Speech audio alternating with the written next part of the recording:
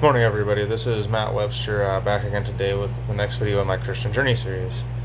Today's video is yet another character on my list, but it's more than that in this case. It's something that's near and dear to my heart, and part of that is partially because the character's name is also my name, and this is something that happened years later, and I thought it was always such a great thing. It was almost like God's answer. So, growing up, I was very, very lovingly endeared with Power Rangers and these characters. And for a long time, I kind of wanted to be like Tommy Oliver. And I do think that Jason David Frank did such a great job with that role that it's still absolutely one of the best characters in all the fan fiction. Having said that, I was always kind of a little upset that like years went by and like all these other names came up. I heard my friend's name, I heard my cousin's names with Power Rangers and associated with the Ranger color and things like that. And no matter how much I would have liked the Ranger to be of any name with any particular color, green was always the color that I associated with the best. And even Tommy's White Ranger, Black Ranger, and Red Ranger forms were never really the Ranger that I liked the most. And people say the green is the most iconic, and I agree with that. Having said that, years later, comics were written by Dark Horse, and they added a character called Matthew Cook. Now, Matthew starts off just as a kid coming to Angel Grove. He's very athletic, very outgoing. He dates Kimberly Hart after Tommy and her break up. It was kind of a cool little story. Well, he's very protective of everybody. He wants to make sure everyone's okay, especially Kimberly. What was really interesting about this story, though, was he went through a lot of struggles and trials, and he even found out that his friends were keeping secrets, because all of his closest friends were actually the Power Rangers.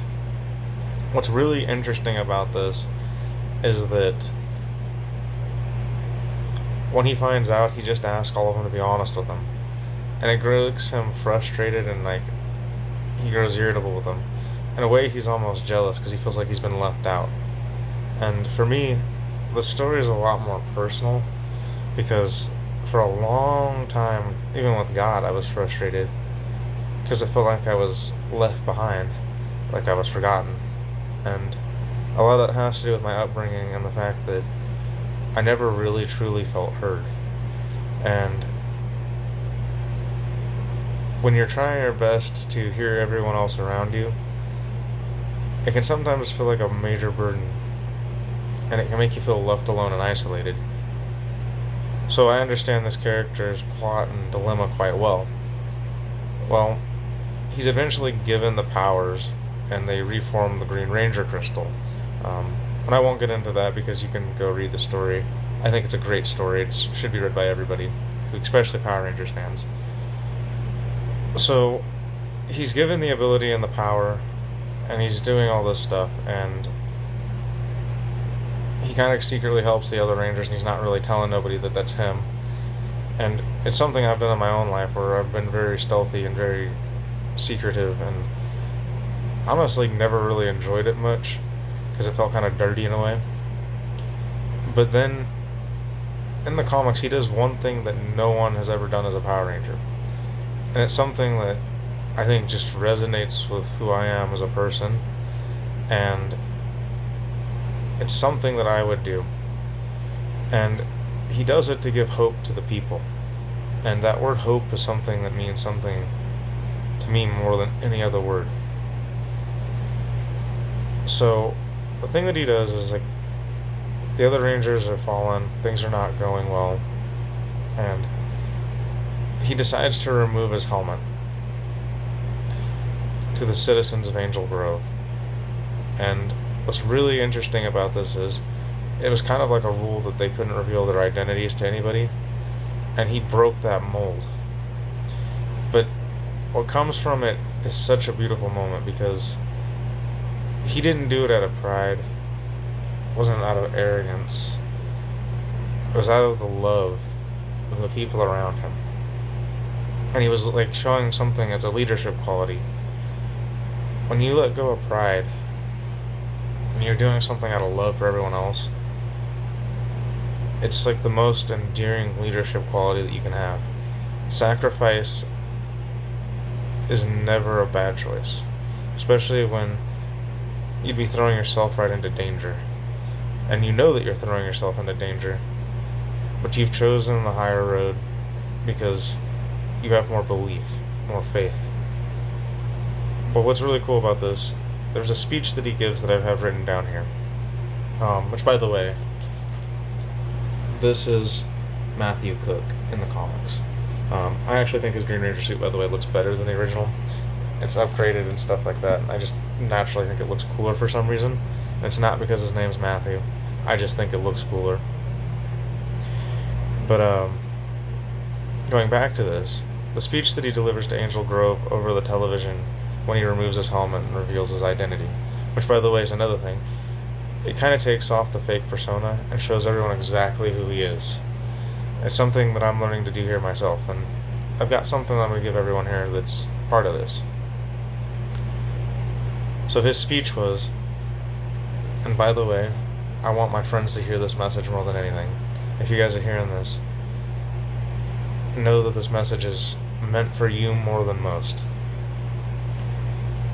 I know things look bad, but I promise you, you are not alone.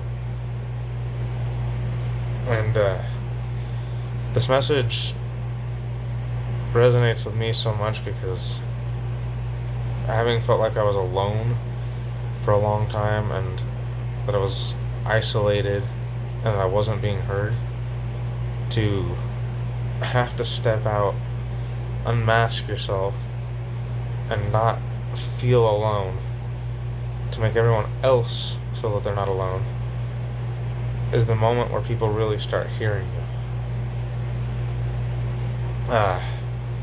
Now, with this, the name Matthew Cook also gives a command, and I thought it was kind of funny too, because on my character list of the 35 characters, I thought it was ironic that the reason why the question came up, who is Matthew? And the question became, who am I? And it wasn't just a question from God for me to go, who am I? It's who does God think you are, but who do you believe you are? And who do you believe you are with God? And I have some answers here. But before that, going back to the character list, all these characters, there's 35. I thought it was ironic that if you go 17 one direction and 17 the other, you get to 18 on both sides. Matthew Cook is dead in the middle. And this was not something I planned, because when I was writing out the characters, I could have had no idea that this name would have wound up right in the middle. But I thought it was such a cool thing because whilst I embody traits of all these characters, Matthew, me, has to stay at the middle of it. I can't lose myself and my identity to everything I want. And whilst it's great to have a character quality for all these things, at the end of the day I still have to be the guy that I am. Which leads me to some things. I want to give first what God says I am, because this was a message that he used using my friends. Now, if you read this message here, the reason why the first part, because that is literally what the name Matthew translates to, which is a gift of God. At first I put that in the front, and it kind of felt right at the time, but I think it naturally belongs more at the end. There were 7 names on this list, and the number 7 is something that God associates with me quite often. Now, having said that, this came to me after a dream, and the reason why these names are in this order, and the names of these people, not the ones on the side here, but these ones, were all in this dream. They were the names that formed a message. And this message was a message directly for me to give to them, because they are part of this message. Having said that, the message is a father of many, a warrior who is like God. And God is my strength, he who resembles God, brave and fierce, a gift of God. God is using my friends and a message to help describe who I am. And it's not prideful to say this, because this is what God is saying about me. This is what God wants me to believe about me, what he sees in me. And it took me a long time to get to this point, to realize that I was never on the wrong road, and there was a point to all the brokenness, all the loss, all the solitude, all the lonely nights.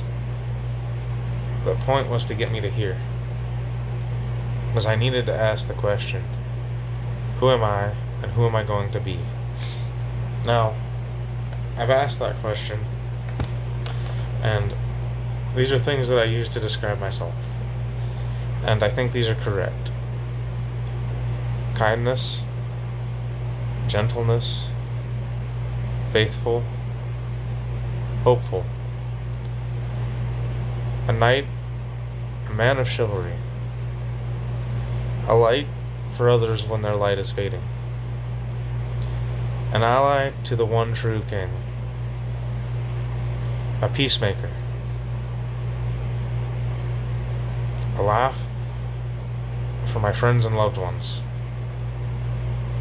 an ear and a heart at God's table. And I absolutely believe these things, because there's other things that would have played out that have kind of led to this belief, and whilst I struggle with the belief at times, I'm learning how to lean into it, because when you start leaning into what God's got for you and what God's saying about you, and knowing that you're not alone, and that you don't have to fight every battle, bruised knuckles, bloody hands, beaten down and worn out, but you can smile and come out of that other side unscathed. The devil has no power there. But it all starts with the word hope. You have to push through the fear. And in my case, it was something as simple as taking a hand to pull me up out of the water. And God's going to turn that around for my friends on that list. He's going to pull all of you out of the water too. You just got to believe it. Don't lose hope. Keep going. The struggles aren't for naught. Anyways, to my friends, I love you guys. And to everyone else, I love you too, even if I don't know you. Just keep going. Don't lose hope.